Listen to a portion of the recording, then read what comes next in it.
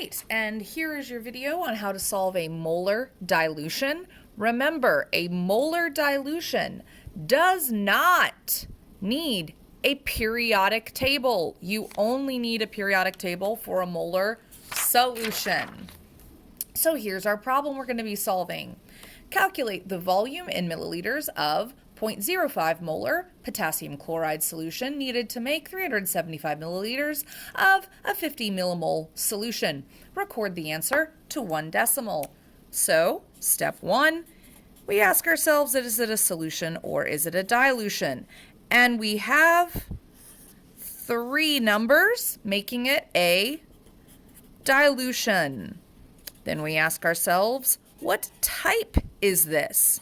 Well, its concentration is measured in moles and millimoles. So this is a molar dilution. Then we ask ourselves, what is the equation we use for a molar dilution? Well, it's the same one we use for mass volume and volume dilutions. It's good old V1 is equal to C2 times V2 divided by C1.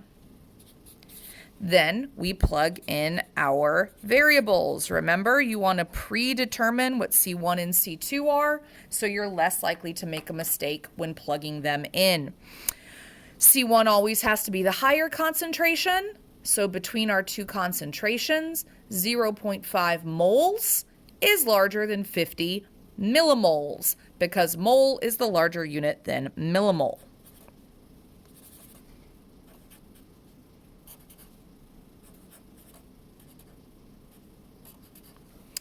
So that's our C1 and C2, but remember, we want to write them as per liter because whenever you have a mole, you add a per liter to it. So now we will plug these variables into the equation. So V1 is equal to 50 millimoles per liter times 375 milliliters divided by 0.5 moles per liter. Now in step 5, we check what conversions we need to make. Remember, first we check up, down for the liters, then we check side to side for the grams.